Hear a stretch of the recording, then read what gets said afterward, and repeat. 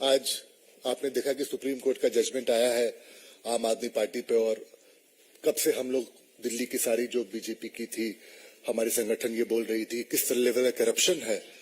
आज वो करप्शन एक लेवल से प्रूव हो रहा है, और दिल्ली के आगे क्या है उसका डिटेल में हमें बताएंगे सुधांशु त्रिवेदी जी, हमारे senior spokes person, senior leader, हमारे मेंबर ऑफ पार्लियामेंट। सुधांशु जी। मित्रों, कट्टर ईमानदारी के किरदार के जो भारत रत्न के प्रत्याशी थे बकौल केजरीवाल साहब, तो उन्होंने मनीष सिसोदिया जी के लिए कहा था ना कि भारत रत्न उन्हें मिलना चाहिए। तो भारत रत्न के प्रत्याशी पूर्व मुख्यमंत्री, पूर्व उप मुख्यमंत्री श्री मनीष सिसोदिया जी, जो वर्तमान मुख्यमंत्री केजरीवाल जी की तरफ से भारत रत्न के प्रत्याशी थे, अब उनकी पार्टी के लाल और जवाहरात जितने भी हैं वो अभी फिलहाल हवालात में हैं। और पिछली सर्दी से इस सर्दी का मौसम आ गया, इस दरमियान 6 बार उनकी बेल एप्लीकेशन रिजेक्ट हुई है। 6 बार जमानत की अर्जी रिजेक्ट हुई। और इस बार जो सर्वोच्च न्यायालय ने अपना ऑब्जर्वेशन दिया है, जो प्रेक्षण दिया है, वो एक मामले में और भी गंभीर है। कारण केजरीवाल जी पूरी नाटकीयता के साथ यह बात बार बार बोलते थे कि पैसा कहां है, पैसा कितना है। यदि आप आज के सुप्रीम कोर्ट के ऑब्जर्वेशन को देखेंगे तो उसमें सिर्फ जमानत याचिका खारिज नहीं की गई है, बल्कि 338 करोड़ रुपए प्रथम दृष्टया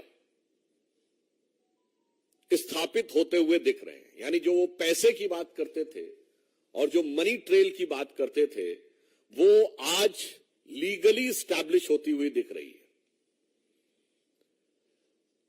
यानी इस समय अब ये सिर्फ एक एलिगेशन नहीं है। इस ऑब्जर्वेशन के बाद अब ये सिर्फ एलिगेशन नहीं है, अब ये सिर्फ सब्सटेंटिव एलिगेशन भी नहीं है, बल्कि अब इसके अंदर क्वांटिटेटिव सबमिशन भी हो गया है। Means up till now it's not just an allegation, it is neither just a substantive allegation, but now it has come with a quantitative submission of the amount of 338 crores which is money trail is being probed। और अगर हम ये कहें तो ये अब सिर्फ आरोप नहीं है, सिर्फ तथ्यात्मक आरोप नहीं है, इसमें संख्यात्मक स्थिति भी सामने आ गई है। अभी तक वो कहते थे पैसा है कहां। वो जितनी भी बातें करते थे केजरीवाल साहब, तो पैसा मीडिया की रिपोर्ट में नहीं बताया जाता। पैसा जांच एजेंसी बताती है न्यायालय के सामने, और न्यायालय के समक्ष उपस्थित साक्ष्यों के माध्यम से यह पैसा उजागर हो रहा है। अब मुझे लगता है केजरीवाल जी की सरकार को बताना पड़ेगा न्यायालय को कि पैसा कहां है, ये शराब घोटाले का पैसा कहां है। लगता डूब गया है पैसा। वैसे शराब में बहुतों का पैसा डूबता है, उन्होंने दिल्ली की आम जनता की कमाई का पैसा भी डुबोया है। और मुझे लगता है कि वो ऐसे डूबे होंगे कितनी आसानी से इसमें उबरने का चांस नहीं है। जो कहा गया ना कि शराब के लिए कि हजारों घर हैं डूबे बोतलों के बंद पानी में, जो इसमें डूबे वो न उबरे जिंदगानी में। तो I am having serious doubts कि whether they will be able to overcome out of this case of corruption. अब एक और बात है, आपको ध्यान हो कुछ दिन पहले जब अमित अरोड़ा, जो इसमें वन ऑफ द आरोपी हैं, जिन्होंने बात कही थी कि सारी बात मुख्यमंत्री के उपस्थिति में हुई थी, इससे अब यह भी साफ हो जाता है कि इस कट्टर ईमानदारी के किरदार में कितनी चोरी है और कितनी सीनाजोरी है। महत्वपूर्ण बात यह भी है कि उत्तरोत्तर भ्रष्टाचार के आरोप तथ्यात्मक दृष्टि से स्थापित होते चले जा रहे हैं। उत्तरोत्तर जमानत याचिकाएं खारिज होती चली जा रही हैं, परंतु फिर भी, जिसे एक हिंदी की कहावत होती है, देखिए इसलिए मैं कह रहा हूं वो तो कोर्ट के द्वारा प्रूव होगा, पर जो प्राइमा फेसिया दिख रहा है, कहावत है वो लागू होती है, चोरी ऊपर से सीना चोरी। ये इस समय आम आदमी पार्टी के कैरेक्टर में बहुत साफ दिखाई पड़ने लगा है। इसलिए, और मैं तो बल्कि ये कहूंगा कि चोरी और सीनाजोरी के साथ साथ वो इसके अंदर एक नाटकीयता का पुट भी देने का सदैव प्रयास करते हैं।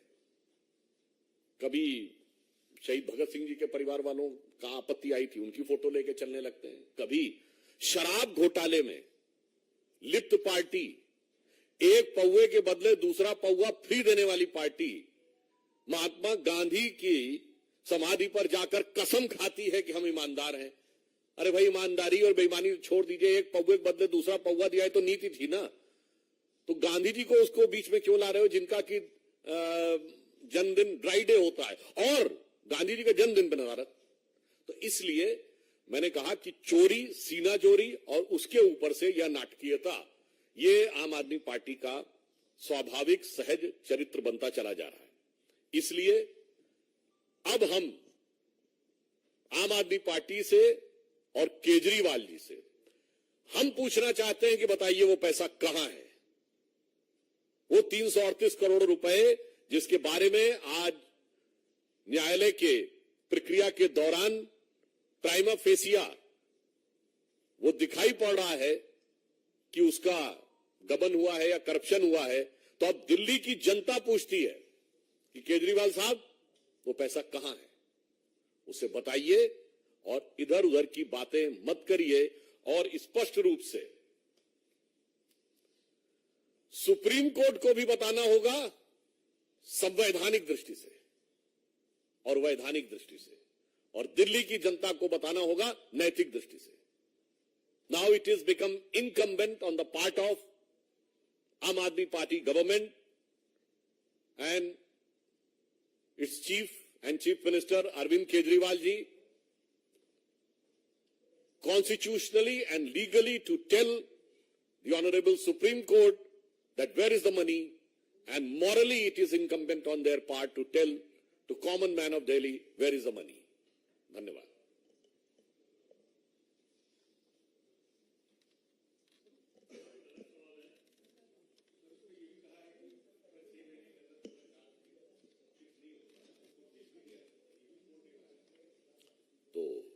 अभी तो जांच चल रही है, जांच जैसे जैसे आगे बढ़ेगी तथ्य सामने आते जाएंगे।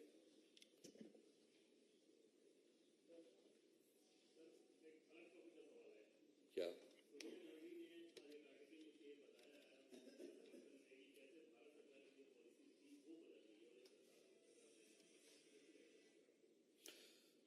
देखिए, हम सिर्फ इतना कहना चाहते हैं कि आतंकवाद और अंतर्राष्ट्रीय नीति पर राजनीति नहीं, राष्ट्रनीति होनी चाहिए।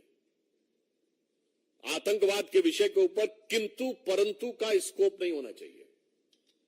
There should not be any scope of if and but, there should be clear, categorical and unequivocal, यानी वो स्पष्ट होना चाहिए, दो टूक होना चाहिए। और ये दुखद बात है कि कांग्रेस पार्टी जिस प्रकार की नीति एडॉप्ट कर रही है इस मौके के ऊपर, वो भारत की प्रतिष्ठा और गरिमा के अनुरूप न होकर क्षुद्र वोट बैंक की राजनीति से प्रेरित है। मैं उन्हें याद दिलाना चाहता हूं कि इजराइल के साथ राजनीतिक संबंधों की शुरुआत स्वर्गीय राजीव गांधी जी के समय में इसकी भूमिका बनाई गई, और 1992 में पीवी नरसिम्हा राव के समय में भारत ने स्थापित राजनीतिक संबंध बनाए। दुख की बात यह है कि वो अपने प्रस्ताव में भी कहीं आतंकवाद के हमले का उल्लेख नहीं करते हैं। क्यों दही जमा लेते हैं मुंह पर? ये मतलब एक दौर में वो कहते थे ना, ये अपनी तथाकथित भारत जोड़ो यात्रा में, कि जुड़ेगा भारत जीतेगा इंडिया, ये कांग्रेस नारा देती थी। अब तो मुझे ऐसा लग रहा है जुड़ेगा कट्टरपंथी जीतेगा हमास, ये उनका नारा होता चला जा रहा है। तो मेरा ये मानना है, दुनिया में जितने भी देश हैं उन्होंने इन विषयों के ऊपर बहुत स्पष्ट क्लियर नीति रखी है, पक्ष हो या प्रतिपक्ष, उसमें कोई अंतर नहीं रहता है। इसलिए कांग्रेस जो कर रही है वो भारत की नीति के विरुद्ध है। और हम ये भी कहना चाहेंगे, मैं याद दिलाना चाहता हूं, 1995 में जिनेवा में अटल जी गए थे समर्थन करने के लिए, नेता प्रतिपक्ष होते हुए, और नरसिम्हा राव सरकार का पूरा समर्थन किया था। विदेश में जाके, घर में आके कश्मीर के मुद्दे के ऊपर हमारा भयंकर मतभेद था। इसलिए मैं सिर्फ ये कहना चाहता हूं कि इस विषय के ऊपर कांग्रेस को अंतर्राष्ट्रीय दृष्टि से देखना चाहिए। अगर मानवीय संवेदना है तो पूरी मानवीय संवेदना से देखना चाहिए। भारत सरकार का रुख एकदम स्पष्ट है कि हम फिलिस्तीन का एक स्वतंत्र राज्य के रूप में उसके अस्तित्व को स्थापित करने में इजराइल के द्वारा शांतिपूर्ण वार्ता के द्वारा सौहार्दपूर्ण सह अस्तित्व के साथ समर्थन करते हैं। अब जब न वार्ता हो, न शांतिपूर्ण हो, न सौहार्द हो, न सह अस्तित्व हो, तो इसमें कौन सी चीज उन्हें नजर आ रही है जो भारत सरकार की नीति के विरुद्ध है, यह उन्हें स्पष्ट करना चाहिए।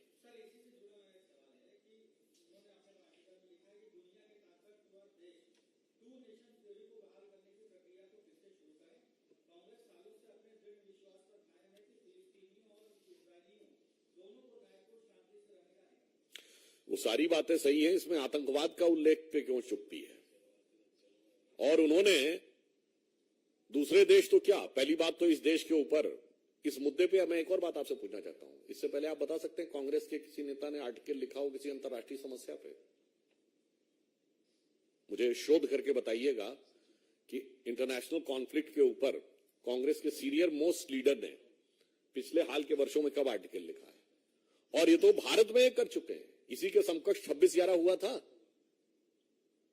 और अब बैरक ओबामा ने अपनी किताब द प्रॉमिस लैंड में 2010 में अपनी यात्रा के दौरान डॉक्टर मनमोहन सिंह से वार्ता के आधार पर यह लिखा था कि भारत की सेना एक कड़ी कार्रवाई करने के लिए तैयार थी, मगर उस समय की कांग्रेस सरकार ने इसलिए कार्रवाई नहीं की पाकिस्तान के विरुद्ध, क्योंकि उन्हें लग रहा था कि इससे उपजे वातावरण से भारतीय जनता पार्टी को राजनीतिक लाभ न हो जाए। इसलिए देश की सुरक्षा और आतंकवाद से लड़ाई को राजनीति के नफे नुकसान के सियासी तराजू पर तौलकर मत देखिए, देश के दीर्घकालिक हित को ध्यान में रख के देखिए।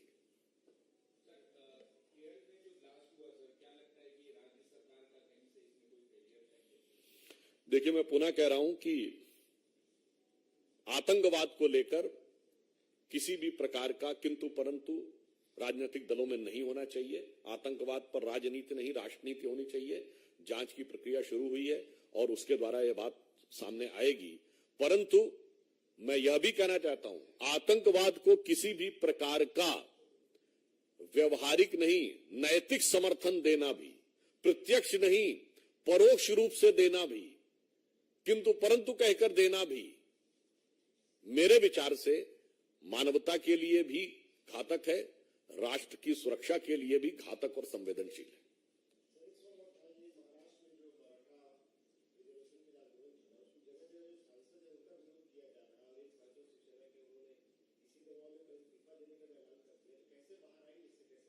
उस विषय पे महाराष्ट्र की सरकार पूरी संवेदनशीलता और सजगता के साथ उस विषय के ऊपर ध्यान भी रख रही है और उपयुक्त कार्रवाई कर रही है।